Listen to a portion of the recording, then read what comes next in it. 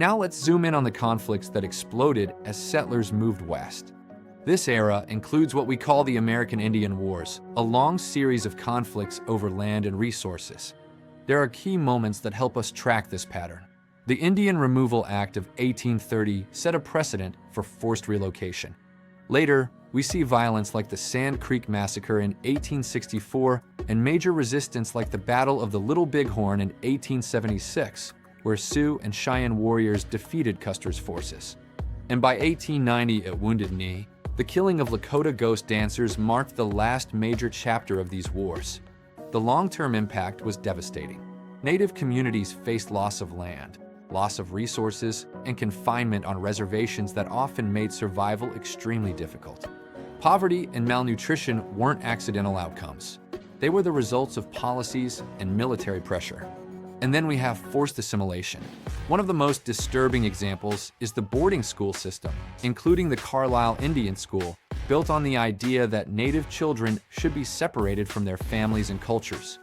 There's a quote from Richard Henry Pratt that captures the cruelty of the goal. Kill the Indian in him and save the man. That one line tells you exactly what assimilation meant in practice. Now, here's where I want to challenge the Hollywood West stereotype. The West was not just white cowboys. It was diverse. You have African-American Buffalo Soldiers who served on the frontier after the Civil War. You have black cowboys who made up a significant share of the cattle industry workforce. You also have the exodusters, black families who moved west in search of opportunity, including organized settlement efforts like those connected to Benjamin Pap Singleton.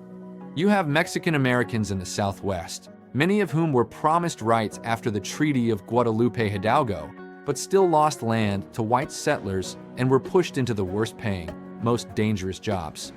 You even see organized resistance, like Las Gorras Blancas in New Mexico in the late 1880s.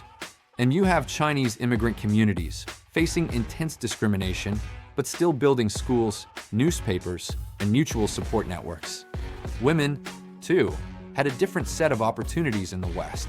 Some territories granted women political rights earlier than the East, and many women built lives as entrepreneurs in boomtowns. The West could be harsh, but it could also open doors that were closed elsewhere.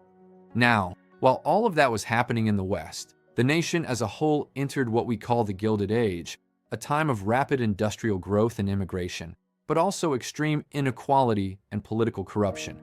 Immigration surged, and debates over who belonged in America intensified, especially with measures like the Chinese Exclusion Act of 1882. So if you want the big takeaway, it's this.